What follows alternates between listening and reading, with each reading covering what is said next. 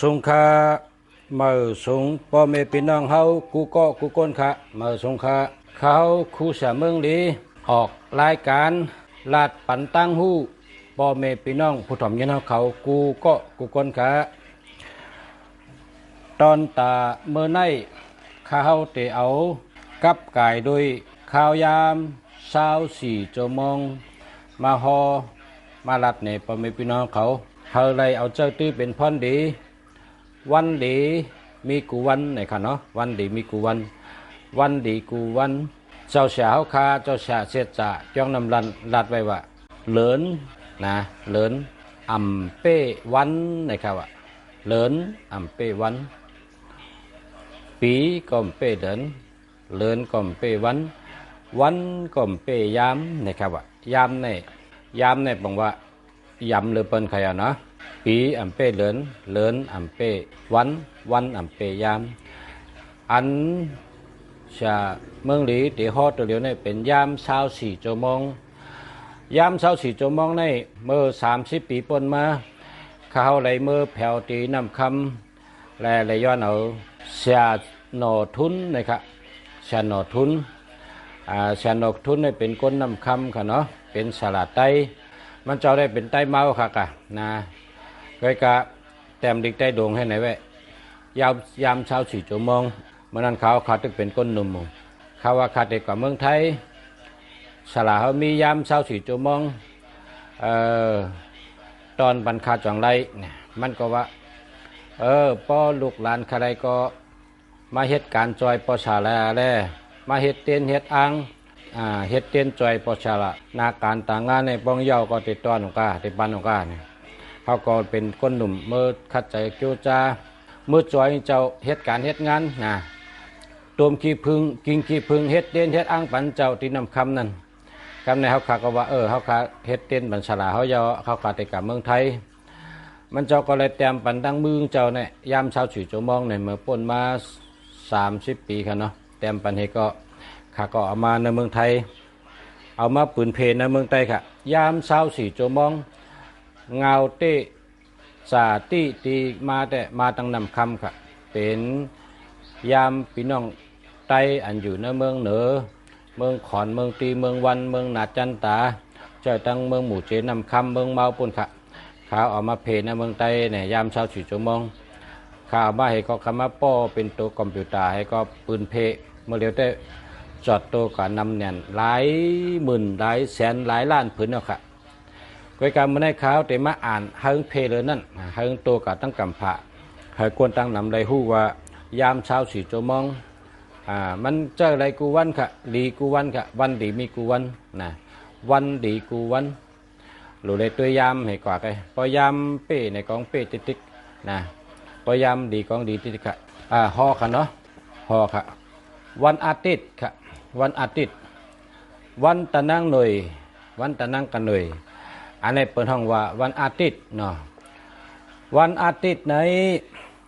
ข้าวยาม1 โมงเป็นยามไหลค่ะไหลเงินไหลคำไหลลาบสปากะไหลจุกไหลลาบไหลการไหลงานไหลเงินไหลคำไหลลองหลีไหลกูเมียวค่ะ1 โมงยามไหลเฮ็ดสังก็ประเฮ็ด1 โมงไหลกูเมียวค่ะไหลดีกูเมียว2 โมงยามเป่าเพราะว่ายามเป่าในแต่มันเด็บหลุดเป่าป้องเป่าเนี่ยมีสังกะกรรมไตเนี่ยเพราะว่าเป่าในแต่มันดึงมีสังกว่าก็มีสังกว่าก็หันสังกว่าก็ไล่สังนั้นเป็นห้องว่าเป่านะครับมันเป่าห้ามหลายนะครับว่ายาม2 โมงเนี่ยยามเป่าห้ามหลายอำไล่สังอำยาสังอำหันสังนั้นห้องว่าเป่าห้ามหลายยาม3 โมงค่ะยาม3 โมงเป็นยามเป้ยาม3 โมงเป็นยามเป้เฮ็ดสังกอเป้เปิ้นนะครับเนาะเฮ็ดสังกอเป้เปิ้นยาม4 โมงนะยาม4 โมงเป็นยามสัตเทยาม4 โมงเป็นยามหมักยามมียามดีเฮืองเปิงเสือขึ้นgiờ mở xuốngเฮืองเปิงเสือยาม4 โมงยาม5 โมงnày đi cu miêuค่ะยาม5 โมงดีกูมิวยาม6 โมงน่ะเป็นยามตาย6 โมงเป็นยามตาย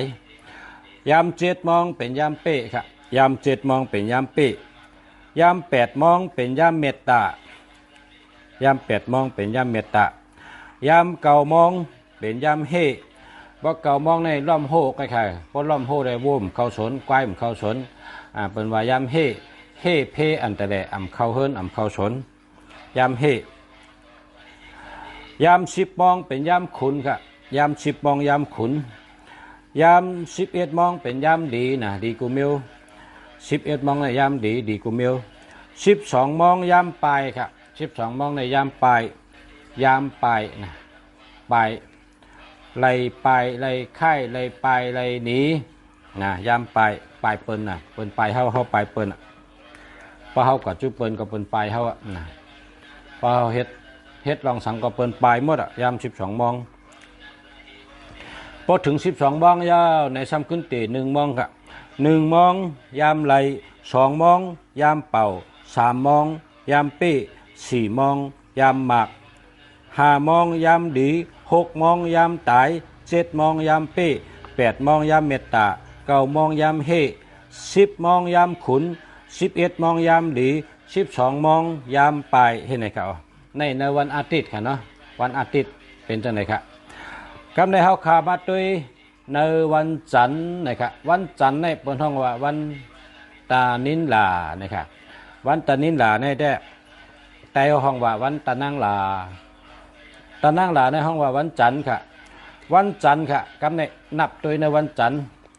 ยาม1 โมงนะ1 โมงยามดี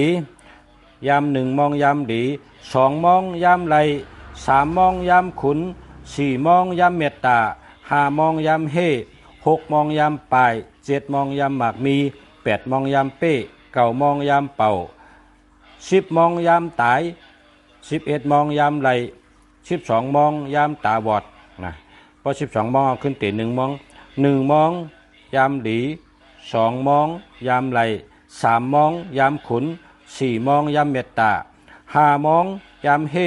6 โมงยามปลาย7 โมงยามหมากมียามสัตเท8 โมงยามปี้9 โมงยามเป่า10 โมงยามตาย11 ยามไหล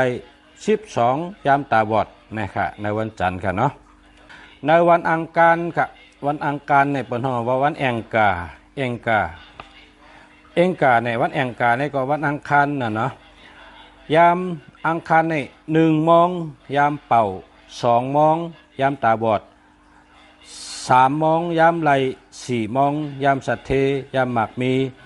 5 โมงยามขุน6 โมงยามปลาย7 โมงยามเมตตา8 โมงยามเป้9 โมงยามเป้10 โมงยามไผ่เฮไผ่กัง11 โมงยามดี12 โมงยามตายครับ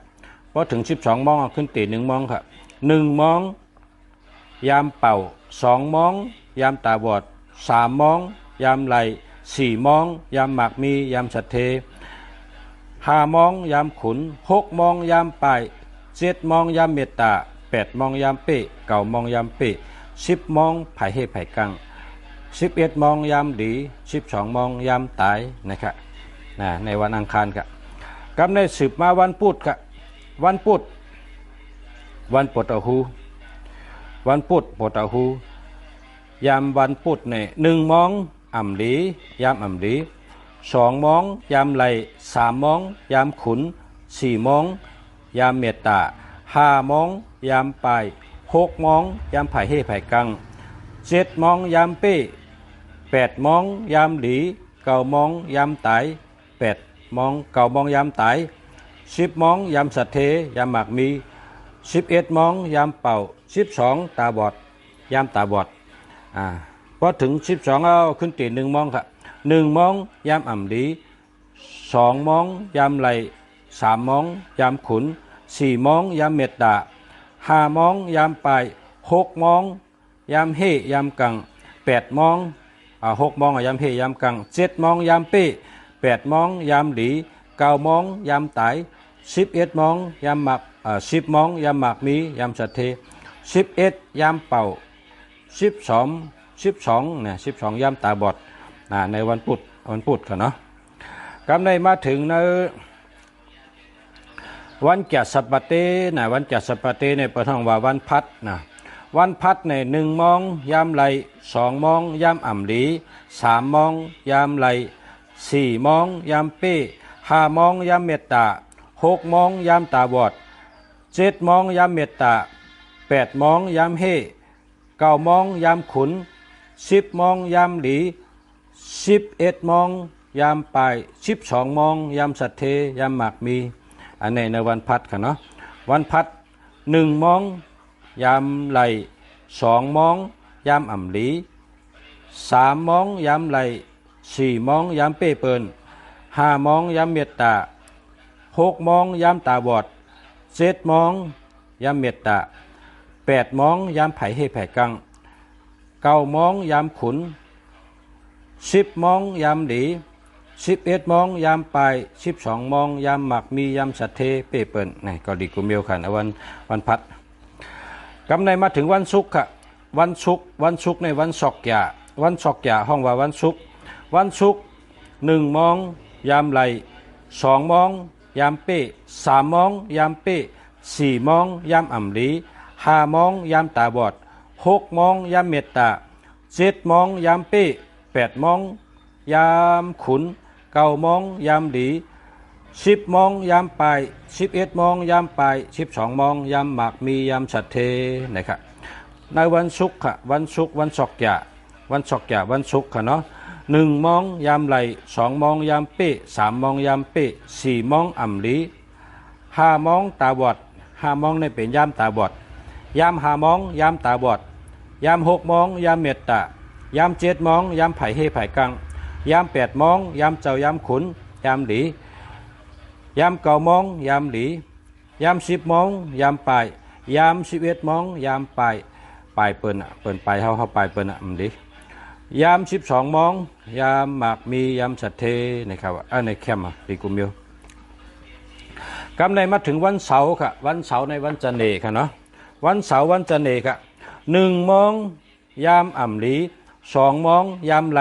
3 โมงยามเป้4 โมงยามเมตตา5 โมงยามไผ่เฮไผ่กัง6 โมงยามตาย7 โมงยามหลี8 โมงยามตาบอด9 โมงยามไหลกุมิว10 โมงยามเป่า10เป่าได้มั้ยสังเป่านั่นแหละห้ามเป่าห้ามหลาย11 โมงยามขุน12 โมงยามไหลในวันเสาร์ค่ะเนาะวันเสาร์วันจันทร์นะยามวันเสาร์วันจันทร์1 โมงยามอ่ำหลี